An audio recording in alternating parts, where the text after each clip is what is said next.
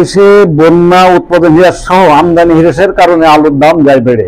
এই সময়ে বিভিন্ন শুল্ক স্টেশন দিয়ে ভারতে আলু আসায় কমতে শুরু করেছে দাম। ট্রেনে আসছে ভারতীয় আলু। এসব বিষয়ে বিস্তারিত এর মধ্যে ভারতীয় আলু বাংলাদেশে প্রবেশের খবরে কমতে শুরু করেছে দাম। বেনাপোল বন্দর দিয়ে ভারত থেকে এসেছে ট্রেন যোগে আলুর একটি চালান। আমরা জানবো শুনবো বিস্তারিত। শেষ পর্যন্ত দেখবেন ভিডিওটি, সাথে থাকবেন আমাদের।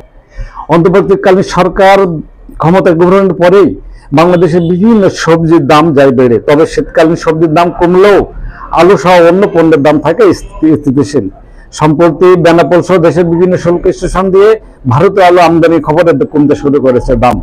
বেনাপোল বন্দরে ভারত থেকে ট্রেন যোগে এসেছে আলুর চালান।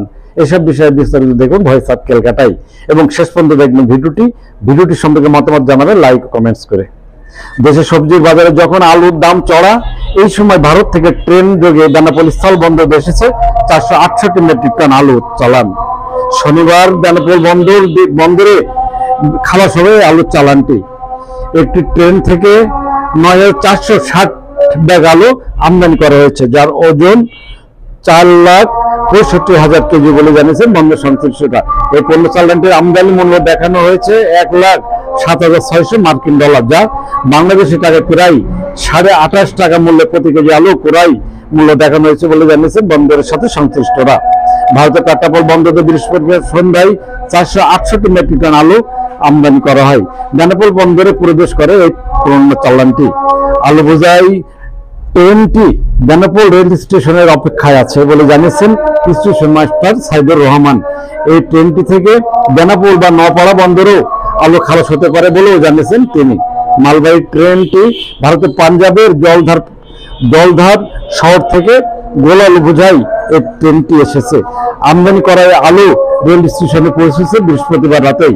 বেনাপোল চেকপোস্ট কাস্টমসের কার্গো শাখার রাজস্ব অফিসার আবু তাহের জানিয়েছেন, রাজশাহী চাঁপাইনবাবগঞ্জের টাটা টেলিকম নামক একটি আমদানিকারক প্রতিষ্ঠান এই আলু আমদানি করেছেন, যার রপ্তানিকারক প্রতিষ্ঠান ভারতের মালদার আতিশ এক্সপোর্ট আলু চালানটি রপ্তানি করেন।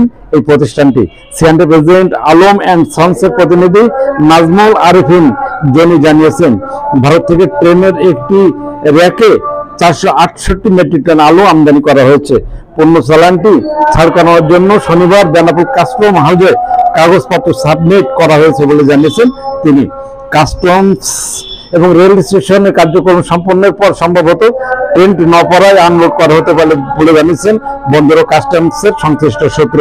নওপাড়া থেকে আলুগুলো খালাসের পর ঢাকা, চট্টগ্রাম সহ দেশের বিভিন্ন এলাকায় পাঠানো হতে পারে বলে জানিয়েছেন আমদানির সাথে সংশ্লিষ্ট। হ্যাঁ ভিউয়ার্স, আমাদের ভিডিও সম্পর্কে মতামত জানাবেন লাইক ও কমেন্টস করে, আর ভালো লাগলে শেয়ার করে অন্যকে দেখার সুযোগ করে দিবেন।